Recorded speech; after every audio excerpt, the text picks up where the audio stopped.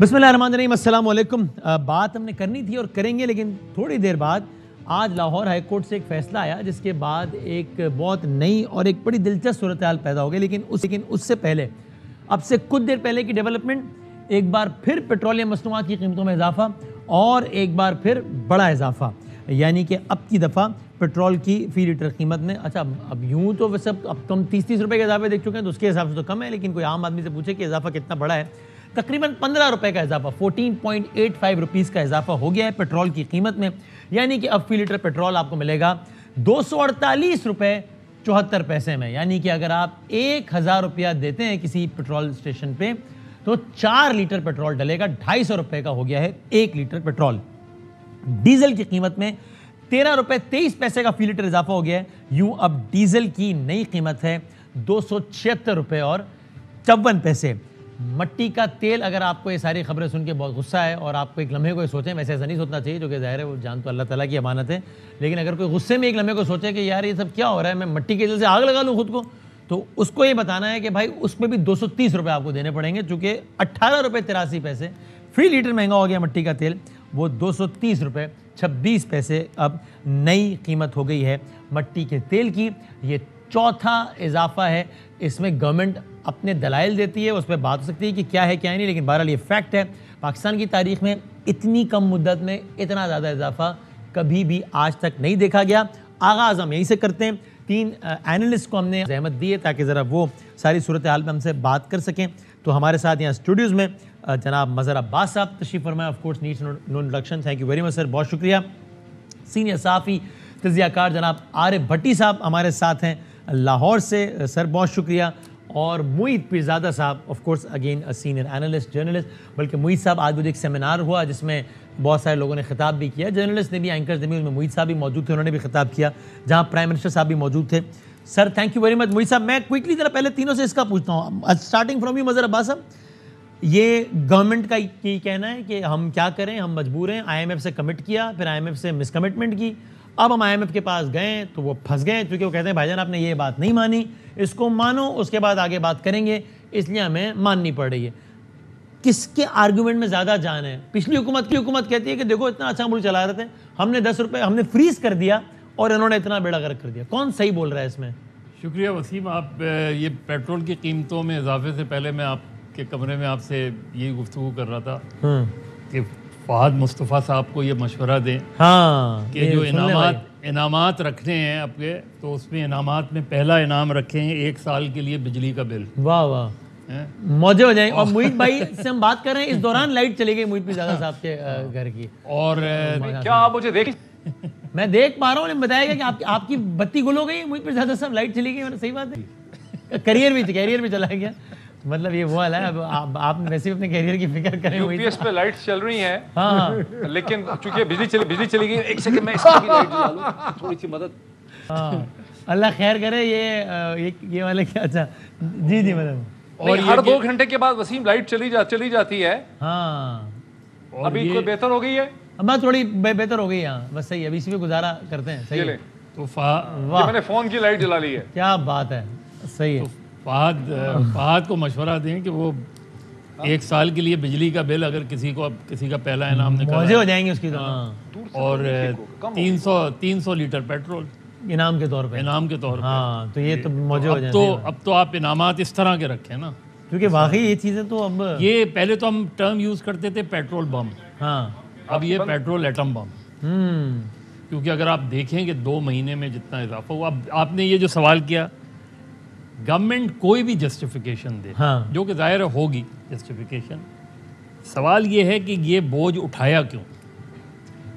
तो इसका तो जवाब वो देते हैं ना, क्या देते हैं कि भाई वरना खान साहब ने ऐसी अरेंजमेंट कर ली थी जिसके तहत वो फिर अगले अपने 5 साल का इक़्तिदार सिक्योर कर लेते, तो तैनातियाँ और वो सारा मामला। सियासत में एक चीज़ होती है जद्दोजहद, जद्दोजहद में नताइज की परवाह किए बगैर आदमी लड़ाई लड़ता है।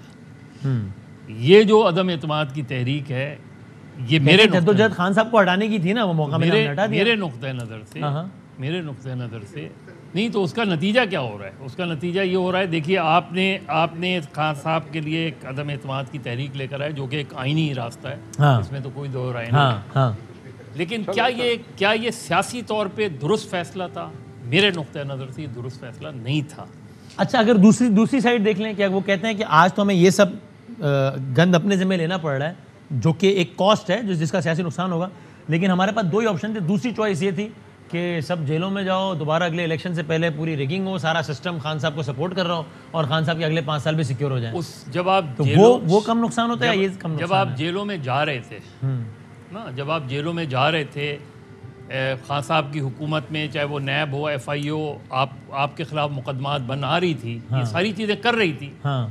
उसके बाद क्या नताइज क्या आ रहे थे? बाई इलेक्शन आप जीत रहे थे, कैंटोनमेंट बोर्ड के इलेक्शन आप जीत रहे थे, पहला फेज़ आप खैबर पख्तूनख्वा में जीते, तो उसके नताइज अवामी सतह पे तो आपके बेहतर आ रहे थे। आप कह रहे हैं कि हो सकता है गवर्नमेंट की जस्टिफिकेशन ठीक हो, लेकिन इसको मानेंगे नहीं लोग नहीं मानेंगे, और इतना ही मुश्किल था तो फिर नहीं लेना चाहिए था। और लोगों की साइकी यही है कि लोग जो है वो इन चीज़ों को नहीं मानते। वो कहते हैं कि जी आपने 7 मार्च तक आपने ये कहा कि हम आएंगे तो ये चीज़ें तब्दील हो जाएंगी। मैं ज़रा दिखा भी देता हूँ भट्टी साहब, आपकी तरफ आते हुए ज़रा सुनिए भी कि भाई ये ठीक है, गवर्नमेंट अगर कह रही है तो ये बात सही है, मिसकमिटमेंट्स हुई हैं। IMF ने खुद अपनी प्रेस रिलीज में भी कहा ठीक है, लेकिन भाई हम तहरीक इंसाफ को भी यही कहते थे ना, जब उनके दौर में महंगा होता था, वो कहते थे आलमी मंडी में महंगा, तो हम कहते थे कि भाईजान फिर आपने क्यों कहा था हमसे कि पाकिस्तानी हो, पेट्रोल महंगा हो तो इसका मतलब है वज़ीर आज़म चोर है, तो आज क्यों महंगा हो रहा है? तो हम इसको हम गवर्नमेंट से भी कहेंगे ना कि भाई आपने तो कुछ और कहा था, और क्या कहा था हुकूमत में आने से?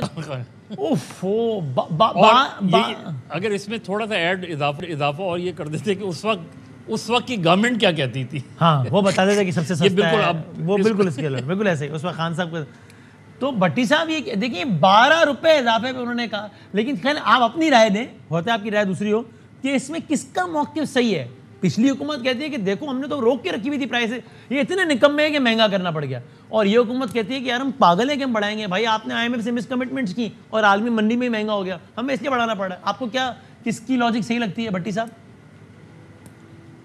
बिस्मिल्लाहिर्रहमानिर्रहीम। देखे वसीम, दुनिया पाकिस्तान की तारीख की इस वक्त बदतरीन महंगाई हो चुकी है। माजी में कोई ऐसे 3 महीने नहीं इतनी तेजी में हो। हाँ सही है। मुझे इससे गर्द नहीं हुकूमत किसकी है। अगर हुकूमत से सवाल होगा, वो इमरान खान हो, इस तरह कीमतें बढ़े तो सवाल होगा, नवाज शरीफ हो तो शहबाज शरीफ हो। ये तो कह रहे थे नाहल है, नलायक है, इनकी वजह से कीमतें बढ़ी, हमने बड़ी मुश्किल से संभाला था। अब इसकी जवाब आपने खुद दे दिया कि वो कह रहे थे कि या जेलों में जाए या आके अवाम को कब्रिस्तान भेजे।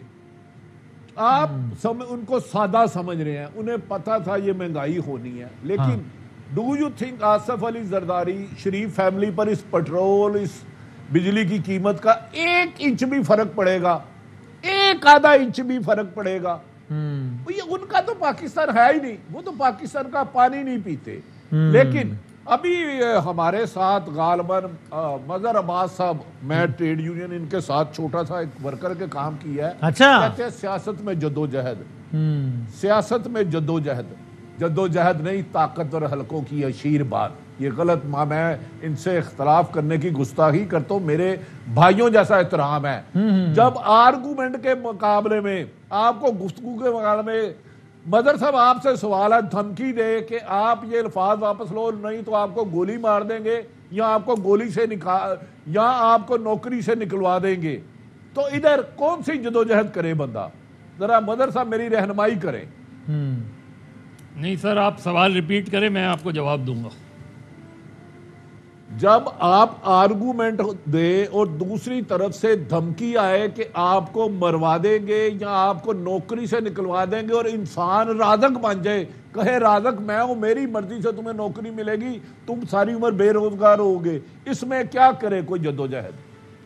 नहीं आरिफ, इसी वक्त तो जद्दोजहद होती है, यही तो कमिटमेंट होता है। मतलब मेरी गाड़ी पर गोली रखी गई तो मैं पीछे तो नहीं हटा उस चीज़ से। आपकी आजमाइश तो यही होती है। और ये याद रखिए कि हम तो जिस शहर में रहते हैं 40 साल से ये सारी चीज़ें देखी हैं। जो धमकी देता है ना, वो वारदात नहीं करता, और जो वारदात करता है वो फिर धमकी नहीं देता, वो फिर वारदात कर जाता है। तो इसलिए डरना नहीं चाहिए, डरना नहीं चाहिए, लड़ना चाहिए। मैं एहतराम से लाहौर पाकिस्तान में सैकड़ों जर्नलिस्ट अगवा हुए, गोलियां लगी, किसके कातिल पकड़े गए, ये गलत बात है। आजकल अदारों के तर्जमान अदारों और अवाम में नफरत पैदा कर रहे हैं धमकियां दे के। अगर इख्तिलाफ राय तो खुदा का वास्ता गद्दारी ना बनाए। आरिफ एक चीज याद रखिएगा, और आप और मैं जिस तंजीम से ताल्लुक़ रखते हैं उसकी तारीख ये कि हम जेल गए तो कभी ज़मानत नहीं करवाते, क्योंकि हम उस चीज़ को गलत समझते हैं इसलिए ज़मानत नहीं करवाते। हमारी पूरी तहरीक में आज तक किसी ने ज़मानत नहीं करवाई। तो जो लड़ाई लड़नी होती है उसमें मुकदमात से डरना नहीं चाहिए। सही, ठीक है, लड़ाई लड़नी चाहिए। और जाहिर सी बात है कि आज़ादी इज़हार राय पे हर दौर में मसाइल रहे हैं, और अगर तो और इस पर सबको हमेशा यूनाइट होकर आवाज़ उठानी चाहिए। इस पर तो आई थिंक कोई डिसएग्री नहीं करता कि भाई हर किसी का राय अपनी अपनी ओपिनियन रखना, उसके जवाब में उसका जवाब जो है वो तशद्दुद नहीं हो सकता, उसका जवाब उठाना नहीं होता। और ये सिलसिला जारी है जो कि बड़ा अफसोसनाक है। अभी हमने कराची में भी रिसेंटली एग्जाम्पल देखी, वो अरसलान की, और ये अफसोसनाक है भाई। आप इख्तिलाफ, और अगर आपको किसी से प्रॉब्लम है आप कानूनी रास्ता अपनाएं, इस तरह उठा लो, घर से उठा लो, ये कर लो, इससे मसला हल नहीं होगा, इससे ख़राब। मैं आता हूँ, अच्छा मुझे भी ज़्यादा सब अगर ज़्यादा मैं वही पहले आप भी बता दें, और इससे पहले आप भी सुन लीजिए, आपको भी सुनाने के लिए एक शॉर्ट है कि गवर्नमेंट में आने से पहले ये दावा कर रही थी नून लीग, हमने सुना है कि 12 रुपये पेट्रोल पे इतना दुख खाया जा रहा था कि हाय 12 रुपये पेट्रोल महंगा। गवर्नमेंट में आने के बाद भी कहते रहे कि नहीं IMF के सामने नहीं लेटेंगे, ये नहीं करेंगे। ये हुकूमत में आने के बाद की बात है, यानी ये इक़्तिदार से पहले की बात नहीं है। हुकूमत में आने के बाद मरियम साहबा कह रही हैं कि नवाज शरीफ IMF के कहने पे नहीं बढ़ाएगा पेट्रोल, हुकूमत छोड़ देगा लेकिन पेट्रोल नहीं बढ़ाएगा। आज बढ़ा रहे हैं और कह रहे हैं कि IMF के कहने के बाद। मुईद साहब जी, शहबाज शरीफ ने बढ़ाया है। अच्छा, नवाज शरीफ नहीं बढ़ाया। जी जी जी मुईद साहब। मैं वसीम आपको एक्सप्लेन करता हूँ कि नवाज शरीफ साहब को, पाकिस्तान की इस्टेब्लिशमेंट को और मिफ्ता इस्माइल साहब को ये अंडरस्टैंडिंग थी कि अमेरिका जो है वो जब दबाव डालेगा IMF के ऊपर तो IMF जो है वो नरमी और फ्लेक्सिबिलिटी रखेगा। तो जो शॉट आपने सुनाया डॉक्टर मिफ्ता इस्माइल का, उसमें उनको ख्याल किया था कि मैं IMF का जो ट्रांशे है $1 बिलियन का, उस वक्त वो सोच रहे थे और ख्याल था कि 30 जून से पहले उनको रिलीज़ हो जाएगा। उनका ख्याल था, ये बात उन्होंने कही थी मई में। हाँ। तो मैं IMF को कन्विंस कर लूँगा कि आप हमें ट्रांशे रिलीज़ कर दें, हम बाद में पेट्रोल की प्राइसेस बढ़ाएंगे। अगर उनको ट्रांशे वो समझते थे उस वक्त मिल जाए तो उनको पैरेलल फंडिंग मिल जाती, वर्ल्ड बैंक की, एशियन डेवलपमेंट बैंक की, सऊदी अरेबिया की, UAE की। लेकिन IMF ने उसको रिफ्यूज़ कर दिया जो स्टाफ लेवल एग्रीमेंट के लिए। अब से कोई 10 दिन पहले जैनेट येलन जो है वो गालिबन US ट्रेजरी सेक्रेटरी हैं, यानी फाइनेंस मिनिस्टर हैं, अमेरिका की खातून है, उनकी टीम ने या तो जैनेट येलन ने खुद बुलाया था या उनके सेकंड इन कमांड ने, जो IMF के मिशन हेड हैं जो पाकिस्तान को डील करते हैं, उनका नाम है जोनाथन पोर्टर, वो होते हैं वाशिंगटन बेस्ड। तो उनको बुलाया और उनको अमेरिकन हुकूमत ने ये कहा कि पाकिस्तान का कोई हाथ होला रखें, इनका कोई हल निकालें। उसमें जो जोनाथन पोर्टर और उनकी टीम थी, उन्होंने कुछ एदाद व शुमार रखे अमेरिकन हुकूमत के ट्रेजरी सेक्रेटरी के सामने। उन्होंने कहा कि पाकिस्तान की गवर्नमेंट ने हमें ये प्रॉमिस किया है कि हमारे पास फिस्कल सरप्लस होगा at the end of 2023 budget का 800 अरब रुपए का। अच्छा। लेकिन जो बजट बने हैं इस्लामाबाद का, सिंध का, पंजाब का और खैबर पख्तूनख्वा का, उसमें कहीं सरप्लस नहीं है। सिर्फ पंजाब ने 130 अरब रुपए का सरप्लस दिखाया है, बाकी सब ने डेफिसिट दिखाया है। तो यहाँ पर किसी तरह से भी 800 अरब का सरप्लस पूरा नहीं होता। फिर अमेरिकी हुकूमत ने कहा कि ठीक है। उन्होंने दूसरी बात उन्होंने ये कही, अमेरिकी हुकूमत के 16% उसमें शेयर है, वोटिंग राइट है 16.5%। उन्होंने कहा कि हमने बहुत से मुल्कों के साथ टर्म्स एंड कंडीशन जो है वो हमारी चल रही हैं, ये चलती रहती हैं। अगर हम इनके लिए अनयूजुअल बेंड करेंगे IMF के सारे रूल्स को तो हमारे लिए फिर बड़ा मसला हो जाएगा अक्रॉस द वर्ल्ड। उस पर US ट्रेजरी का फिर उनको यही कहना था कि चलें किसी तरह से को हल निकालें। सो वो जो ख्याल ये था कि अमेरिकी हुकूमत कोई आउटर ले जाके IMF की गर्दन मरोड़ देगी, वो चीज़ हो नहीं सकी। बिकॉज गुज़िश्ता 12-14 हफ्ते जो गुजरे हैं, 16 हफ्ते जो गुजरे हैं, जब से ये तहरीक शुरू हुई थी 7-8 तारीख मार्च से, अदम एतमाद की तहरीक जब सामने आई थी 8 मार्च को, उसके बाद से पाकिस्तान में जो पॉलिटिकल इंस्टेबिलिटी पैदा हुई है और डिसीजन मेकिंग में रखना आया है, उसके नतीजे में पाकिस्तान की मईशत के हालात जो हैं वो पहले से ख़राब हो गए। ये ऐसे ही है कि कहीं पहले ही सर्जरी हो रही हो किसी अस्पताल में, डिस्ट्रिक्ट हॉस्पिटल में, आप कहीं नहीं इसको यहाँ से निकाल के पिम्स में या मेयो हॉस्पिटल में ले जाते हैं, तो वो जो ट्रांजिशन है सर्जिकल थिएटर से दूसरे सर्जिकल थिएटर में, उस तक पहुंचते पहुंचते मजीद जो है ठीक है, पॉइंट टेकन, आपने बड़ा अच्छा एक्सप्लेन। लेकिन डॉक्टर साहब बताएं, आपके तज्जिए में ये अगर वाकई ये बिल्कुल अमेरिका नवाज गवर्नमेंट अगर मामला बिल्कुल ही ऐसा ही है जैसा खान साहब बताते हैं कि अमेरिका ने सारा कुछ किया, तो अमेरिका के पास ये नहीं तो क्या कोई भी और तरीका नहीं था अपनी लाइवी गवर्नमेंट को पॉपुलर बनाने के लिए या अनपॉपुलर होने से बचाने के लिए उनकी इमदाद करने का? वो इस तरह सोचते कि भाई ये एक है हमारी गवर्नमेंट जिसको हम लाएं और सामने हमारा मुखालिफ खड़ा है, इन इकदाम से हमारी गवर्नमेंट अनपॉपुलर हो रही है, मुखालिफ पॉपुलर हो रहा है, तो किसी भी तरीके से इनको सपोर्ट करो मॉनेटरी टर्म में, ताकि ये ऐसा क्यों नहीं किया अगर ये नहीं अमेरिका की गवर्नमेंट है तो? देखिए, एक तो इमरान खान साहब का तो जो रेटरिक है वो एक पॉलिटिशियन का रेटरिक है, वो एक अलग रेटरिक है, मैं उसकी जिम्मेदारी नहीं ले रहा। मैं तो आपको अपना एक एनालिसिस दे रहा हूं एज एन इंटरनेशनल रिलेशंस के बड़े कीन स्टूडेंट की हैसियत से। देखिए, ये जो डोनाल्ड लू के खत का मुरासला सारा है ना कहानी, ये तो स्टेट डिपार्टमेंट का एक रिएक्शन रद्द अमल था रशिया के विजिट के हवाले से और यूक्रेन और यूरोपियन जंग के तनाजर में। सही है। जो भी रजीम चेंज का एक्चुअल प्लान है उसका ताल्लुक स्टेट डिपार्टमेंट से नहीं है। स्टेट डिपार्टमेंट रजीम चेंज नहीं करता, ये CIA करती है, इंटेलिजेंस एजेंसीज करती हैं, वो बिहाइंड द सीन्स। तो रजीम चेंज का ताल्लुक किससे है? इमरान खान साहब ने एक ज्यादती इमरान खान साहब ने जो जुल्म किया है शरीफ जरदारी रजीम के साथ, वो उन्होंने ये किया कि उन्होंने उनको इतना नंगा कर दिया, इतना एक्सपोज कर दिया कि अमेरिकन हुकूमत के लिए ये अब कॉस्ट बेनिफिट एनालिसिस नहीं है कि वो खुल के आके इस रजीम की उस तरह से मदद करें। अगर ये इल्ज़ाम ऐसा लगा ही ना होता, पाकिस्तान में हो सकता है 1.5-2-3 करोड़ लोग जो हैं इसमें बिलीव करते हैं। इस मुल्क में अगर जो PTI का वोटर तो सारा और जा रहा है, बिल्कुल सही। और उसके अलावा जो शहरों में रहते हैं तो ये 1.5-2 करोड़ 1.25-2 करोड़ तो वोट लिया था ना तहरीक इंसाफ ने। तो आप ये समझिए कि घराने ऐड कर दें उसमें, जिसमें बच्चे भी हैं, जो बच्चे बड़े हो गए हैं और लोग भी हैं जो वोट नहीं डालते, तो आप समझिए कि पाकिस्तान के तकरीबन जो लिटरेट पॉपुलेशन है 3-4 करोड़ की, वो अब फर्मली बिलीव करती है कि अमेरिका जो है वो इस रजीम चेंज के पीछे है। Under the circumstances American embassy जो सबसे बड़ा मिशन है यहाँ पे, वो रोज अपने डिस्पैचेस भेजती है वॉशिंगटन को बताने के लिए कि यहाँ क्या फीलिंग है। यही सूरत हाल यूरोपियंस की है, यही सूरत हाल सऊदी अरब की है, रशियंस की है, सबकी। तो पाकिस्तान के अंदर का जो पॉलिटिकल टेंपरेचर है, कोई कमेंट कर रहा था कि आपने कहा अगर स्टेट डिपार्टमेंट रिजीम चेंज नहीं करता, वो जो एक लेटर था वो तो एक मरासला था, आप उसका आपने बताया कि आपकी उसमें क्या रहा है, तो फिर रिजीम चेंज कहाँ प्लान हुआ फिर अगर स्टेट डिपार्टमेंट में नहीं हुआ CIA? देखिए, रिजीम चेंज तो CIA प्लान करती है ना बादामी। रिजीम चेंज अगर हम तो 3 सीरियस लोग यहाँ बैठे हैं आपके साथ, मजहर भी हैं और भट्टी साहब भी सुन रहे हैं और बहुत से लोग सुन रहे हैं। रजीम चेंज तो CIA करती है ना, ये MI6 करती है। रजीम चेंज स्टेट डिपार्टमेंट तो नहीं करता।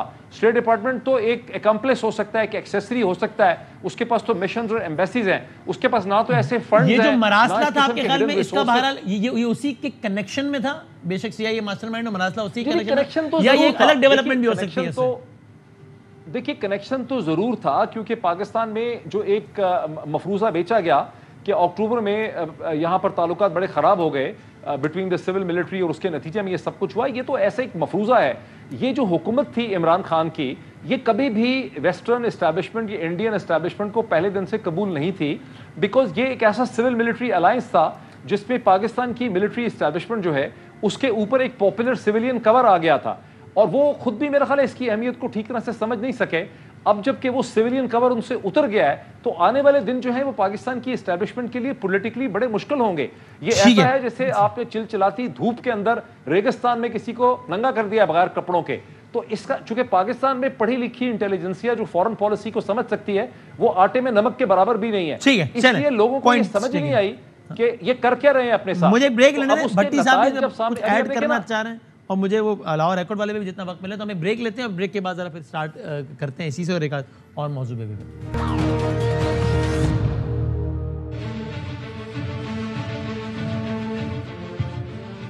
खुश आमदीद कहते हैं आपको एक बार फिर। दोनों हमने प्रेस कॉन्फ्रेंस में देखी, पेट्रोल महंगा हुए चले जा रहा है और गवर्नमेंट जो है वो उस पर अपनी वजाहत या अपनी राय दिए चले जा रही है। इजाज़त दें, अगर भट्टी साहब आप बताएं, फिर मैं मजहर साहब की तरफ ये बात लेके आता हूँ।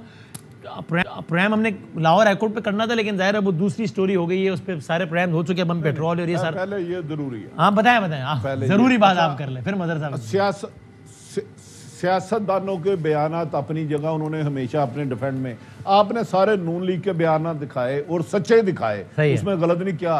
क्या इमरान खान नहीं थे कहते जब बिजली और पेट्रोल की तो समझो वज़ीर आज़म चोर है, आज़म करप्ट है, चोर है कहते थे उस दौरान बड़ा 18 से 22 तक वो कहते थे जब मैं IMF के पास जाने से पहले खुदकशी कर लूंगा। कहीं खुदकशी की खबर आई IMF के पास गए कि नहीं गए? वो सही, बिल्कुल गए, कहा भी था और गए भी।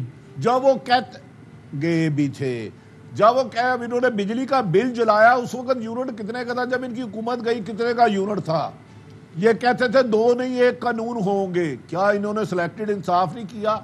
हर हुक्मरान अपने लिए बयानात अच्छे देता है, लेकिन अगर उसका कोलो फेल में तजाद है, अमल नहीं है तो नहीं। अब दूसरी बात आ जाता हूं मैं, ये अमेरिका रजीम का चक्कर है। नवंबर में चपकलत शुरू हुई। हाँ। मैं यकीन से कह रहा हूं उसके बाद अब इनको जो लाया गया है, इनका असल मकसद अपने केस खत्म कराना। अमेरिका पैसे दिला सकता था, सऊदी अरब को कहता 6 ट्रिलियन दे दे, 2 बिलियन दे दे, 10 बिलियन आराम से आए, लेकिन जान के ये स्टेज बनाई जा रही है क्योंकि इन्होंने केस तो खत्म करा ले। इसकी खबरें 5-6 महीने में आपको वेरीफाई होती जाएंगी। जिस मकसद के लिए बनाया है, जान के ये पेट्रोल बढ़ा रहे हैं। इन्हें पता है वहां का रिएक्शन है। नवाज शरीफ, शहबाज शरीफ बच्चे नहीं है, 81 से इक़्तिदार में आ रहे हैं। तो वो मकसद क्या है आप कह रहे हैं, जिस मकसद के लिए लाया गया है, वो मकसद क्या है? 2 मकसद है बड़े। पहला 2 मकसद है बड़े, वो 2 और ममालिक है, उनका लिंक दोनों का पाकिस्तान के साथ है। इससे ज्यादा मैं नहीं कहूंगा। लेकिन इमरान खान के इंदा आपने 60 जरूर चलाने हैं। जब बिजली पेट्रोल बड़े बिजरा चोर होता है, IMF से पहले जाने तो पिछले 4 साल चलाते रहे और आज भी मैंने दोहराया उसको कि खान साहब भी यही सब कहते रहे और यही सब। बिल्कुल सही बात। मैंने इसलिए कहा ना, हर हुकूमत अपने डिफेंड में लफ्ज कहती है, बदकिस्मती है, अपोजिशन। बल्कि मैं इसी की कंटिन्यूशन में बिल्कुल सही, बल्कि मजहर अब्बास साहब, अब आज खान साहब ने कहा कि हमारे लोगों को टेलीफोन आते हैं, अननोन नंबर से कॉल आती हैं और कहा जाता है कि आप टिकट ना लें। आज उन्होंने नाम लेकर कहा कि एजेंसियां जो है वो मेरे कमरे में जो है वो डिवाइस लगवाना चाह रही थी, बेडरूम तक में। और जाहिर अगर ये है तो ये गलत है और काबिल मजम्मत है। कल तक जब यही बात खान साहब के सियासी मुखालिफ करते थे तो प्रेस कॉन्फ्रेंस होती थी और कहते थे कि यार ये देखो ये गद्दार, ये देखो इंडियन एजेंट आ गए, ये देखो मोदी का यार इदारे पे इल्ज़ाम लगा रहा है।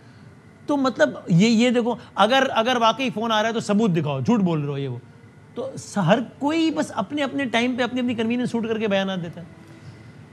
यही नहीं, इससे अब कल जब इमरान खान वज़ीर आज़म बनेंगे तो फिर यही तारीख दोहराएंगे, फिर यही तारीख दोहराएंगे। जिस तरह नवाज शरीफ साहब या शहबाज शरीफ साहब या आसिफ जरदारी साहब, ये हमारे नुक्ते नज़र से जो बाहर बैठे हुए हैं, ये चीज़ें पाकिस्तान में 75 साल से हो रही हैं। सही है, हाँ।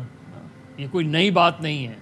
ना टेलीफोन कॉल्स, ना सर्विलेंस, सियासतदानों की सर्विलेंस, सहाफ़ियों की सर्विलेंस। प्रॉब्लम मुझे सिर्फ अपने कुलीग से होती है कि जब हम अपने अपने दौर में ये इस हद तक हम जो है वो हो गए कि कल हम किसी और को गद्दार कहते थे, हाँ। आज किसी और को गद्दार कहते हैं। हमने जो नैरेटिव बिल्ड किया है, हमें पता है कि ये टेलीफोन कॉल्स कल भी आती थी, आज भी आती हैं और कल भी आएंगी। ये पॉलिटिकल अरेंजमेंट्स कल भी होते थे, आज भी होते हैं, कल भी होंगे। ये तरीक़े कार तब्दील हो जाते हैं, सही है, लेकिन ये तरीक़ा हमेशा रहा है। कल भी हम कहते थे तो इसकी तरदीद होती थी, नहीं जी किसी को टेलीफोन कॉल नहीं गई।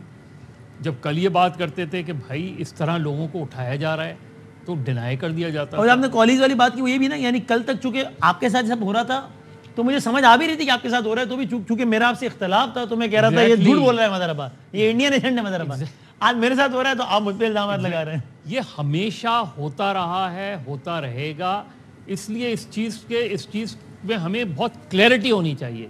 आज अच्छी बात है, इमरान खान साहब ये कह रहे हैं, ये सारी बातें कर रहे हैं, लेकिन कल तक वो ऐसे बयान देने पे गद्दार कहते थे लोगों को, कि इंडियन एजेंट कहते थे, मोदी का यार कहते थे। असल चीज़ क्या है? 1 मिनट देंगे। हाँ जी, असल चीज़ ये है कि देखिए, सेनेट में जब अदम एतमाद फेल हुई थी मौजूदा ये, तो उसके पीछे उस वक्त नून लीग कहती थी फोन आते हैं, बंदों को जाया नहीं जाता। वो सच था या झूठ था? जवाब दूं? और वो उसको किसकी पुष्टपनाही हासिल थी? जी सच था। असल में देखिए, तो फिर अब क्यों चीख रहे हैं?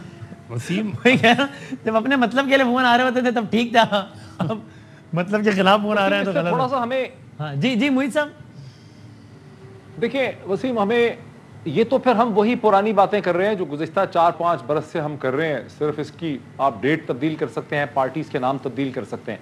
नहीं, हमसे भी कह रहे हैं कि कल भी गलत था और आज भी गलत है। हर कोई अपने अपने टाइम को सूट करते हुए कह रहे हैं वो, है ना? हाँ, वो बिल्कुल सही कह रहे हैं। लेकिन जरूरत इस चीज की है कि हम पाकिस्तान की ये जो एक मायूसी की तारीख है और जो टॉक्सिक हकीकत है इसकी, इससे हम आगे निकल सकें। बिकॉज अब पाकिस्तान के हालात भी बहुत ख़राब हो चुके हैं, खित्ते के हालात में भी बहुत तब्दीली आ चुकी है। 1990 की दिहाई तक बाकी भी जो रियासतें थीं, हिंदुस्तान हो या बांग्लादेश हो या श्रीलंका हो, वो उसी तरह से स्ट्रगल कर रहे थे, इकोनॉमिक स्ट्रगल कर रहे थे। हम उनके मुकाबले में कोई बहुत बुरे हालत में नहीं थे।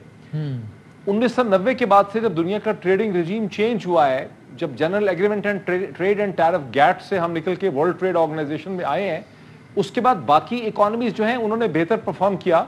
पाकिस्तान की जो मईशत है वो 1995 के बाद बिल्कुल टैंक हो गई, और 1998 में जब हमारे न्यूक्लियर एक्सप्लोजन्स हुए थे तो हम वर्चुअल बैंकरप्ट हो चुके थे, जब लोगों के $11 बिलियन जो हैं पाकिस्तान की हुकूमत ने ले लिए और उनको रुपया पकड़ा दिया। मैं बात कर रहा हूं मई 1998 की। सही है। उसके बाद से पाकिस्तान कभी बैंकरप्सी के एज से निकल ही नहीं सका। ये कहना कि, और जनरल मुशर्रफ के हालात भी थोड़े से बेहतर सिर्फ इसलिए थे कि उस वक्त जनरल मुशर्रफ को अमरीकियों ने पेरिस क्लब की $12.5 बिलियन की 8 या 10 बरस की रीस्केड्यूलिंग दे दी थी, और प्रिंसिपल और इंटरेस्ट पेमेंट दोनों जो हैं वो रुक गए थे। उसके अलावा अमेरिका ने 9/11 के बाद अमेरिका ने, यूरोप ने, बरतानिया ने पाकिस्तान में बिलियंस ऑफ डॉलर्स खर्च किए, कुछ हुकूमत को दिए, कुछ प्राइवेट हैंड्स में दिए। और जब अमेरिकी अफगानिस्तान में बहुत बड़ी तादाद में थे तो उनका जो लॉजिस्टिक एक्सपेंडिचर था, उनके जो जीलॉक्स पाकिस्तान से जाते थे, वो पैसे भी ट्रांसपोर्ट सेक्टर के पास आते थे। सिर्फ न्यूज़ वीक मैगजीन पता नहीं 1 लाख कॉपी बिकती थी, वो सब पेंटागन खरीद लेता था। तो पाकिस्तान की इकोनॉमी में एक आर्टिफिशियल पैसा इंजेक्ट हो रहा था। लेकिन पाकिस्तान की मईशत जो है वो 1995 के बाद से अब तकरीबन 27 बरस से है ये बैंकरप्सी के एज के ऊपर ही है। और पाकिस्तान की जो अशराफिया है, सिविल मिलिट्री ब्यूरोक्रेसी और सियासतदान, जिसमें PMLN और PPP लीडिंग पॉलिटिकल पार्टी मसाइल अलग है। सही है। PMLQ है। मैं समझ, अच्छा टुवर्ड्स द एंड मैं एक मिनट है, मोहित साहब और मजहर साहब आप बता दें टुवर्ड्स द, सॉरी भट्टी साहब और आप मजहर साहब बता दें, आप वहाँ लाहौर बैठने, भट्टी साहब फाइनल 1 मिनट का कमेंट बता दें, ये आपको लगता है कि हमजा शहबाज साहब मैनेज कर लेंगे, अक्सरियत मिल जाएगी उनको? Quick comment. वो मैनेज के तहत ही हुआ है, सब कुछ उन्हें पता था, ये फैसला आ रहा है, अदालतें बेहतर जानती है, वो मैनेज किया गया है। उन्होंने 3 दिन पहले होटल बुक करा लिए थे। तो मेरे ख्याल में ये बदकिस्मती है कि हमारे सियासतदान आवाम पर एतबार करने की बजाय बिसाखियों के सहारे चलते हैं। कम व बेशतर सारे सियासतदानों का रवैया ऐसे है। मदरबाज साहब, हमजा शहबाज बिल्कुल सही कह रहे हैं। भट्टी साहब वाली इतला मुझे भी यही पता चली है लाहौर से कि होटल 3 दिन पहले बुक था। अच्छा, ये बड़ा इंटरेस्टिंग है तो यार। अच्छा, मतलब मामला तय हो गए थे कि क्या होगा, कैसे वोटिंग पैटर्न होगा। देखिए वसीम, मेरे लिए ये इररेलेवेंट है चीज़। मेरे लिए रेलेवेंट वो है जो मोहित बात कह रहे हैं कि आपने तय क्या करना है, आपने तय बेसिक चीज़ क्या करनी है कि आपने आगे कैसे बढ़ना है। आगे बढ़ने का एक तरीका सिंपल सा है कि पाकिस्तान के आइन में इंस्टीट्यूशंस के फंक्शन डिफाइंड है। जब तक पाकिस्तान की रियासती इदारे और रियासत ये फैसला नहीं करेगी कि हर इंस्टीट्यूशन को अपने उसमें रह के, दायरे में रह के काम करना है, पाकिस्तान आगे नहीं बढ़ सकता। के बाद लोगों को समझ नहीं आती जब तक इदारों को दायरा इख्तियार, कल बड़ी घिसी पिटी बोरिंग सी बात लगती थी। जब तक मीसाक सियासत नहीं करेंगे आप, और मीसाक सियासत ये है कि आपको ये तय करना पड़ेगा कि पाकिस्तान के सियासी मसाइल का हल, और पाकिस्तान, तो फिर हमारा जोर ये होना चाहिए कि भाईजान न्यूट्रल हो आप, ना कि न्यूट्रल को हमें तंज करना चाहिए। सर अगर वो कह रहे हैं न्यूट्रल है, वो न्यूट्रल नहीं है तो इसमें तंज न्यूट्रल होना चाहिए ना। पाकिस्तान के आइन में मजहर जो बात कर रहे हैं ये बड़ी इंपॉर्टेंट है। पाबंद करता है ना कि न्यूट्रल रहे, आइन पाबंद करता है। देखिए हम बहुत गलत टर्मिनोलॉजीज यूज करते हैं। सिविल मिलिट्री रिलेशनशिप क्या चीज होती है? पाकिस्तान की स्टेट को किस तरह कॉन्स्टिट्यूशन ने डिफाइन किया है, उसके तहत चलेगा मुल्क। Federal government, provincial government, national assembly, provincial assembly, बाकी तमाम इदारे उसके अंडर आते हैं। जब तक आप ये डिसाइड नहीं करेंगे, न्यूट्रल लफ्ज़ को गाली नहीं बनाना चाहिए, आखिर में वसीम देखें, जब तक मुल्क में सियासी इस्तेकाम नहीं होगा, माशी तौर पे नहीं आने वाला। बहुत शुक्रिया तीनों मेहमानों का, बहुत शुक्रिया। जिंदगी सेहत रही इंशाल्लाह अगले प्रोग्राम में, तब तक के लिए अहम तरीन खबरें अब एक क्लिक की दूरी पर। आपके पसंदीदा टॉक शोज हों या अहम मुल्की या गैर मुल्की शख्सियात की न्यूज कॉन्फ्रेंसेस, हर लम्हा बाखबर रहने के लिए सब्सक्राइब करें हमारा YouTube चैनल। मौसम की सूरत हाल हो या खेल के मैदान से खबरें, अपने मोबाइल फोन से मुल्की और बैनुल-अक़वामी अहम खबरों तक रसाई के लिए डाउनलोड कीजिए मोबाइल ऐप। बावसूख ज़राए से मुसद्दिका खबरों, तज्ज़ियों और तबसरों से मुस्तफ़ीद होने के लिए विजिट कीजिए पाकिस्तान की सबसे बड़ी न्यूज वेबसाइट www.arYnews.tv। इन सब के अलावा पाकिस्तान का सबसे बड़ा फेसबुक पेज हो, सबसे बड़ा न्यूज इंस्टाग्राम अकाउंट या फिर ट्विटर, ARY न्यूज पहुंचा रहा है खबरें सबसे पहले आप तक, ताकि आप रहें हर लम्हा बाखबर।